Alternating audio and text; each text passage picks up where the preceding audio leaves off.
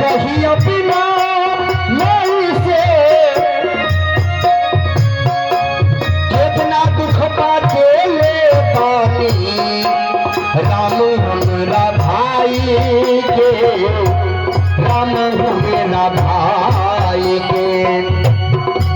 जब प्रभु श्री राम जी वनवास जाते हैं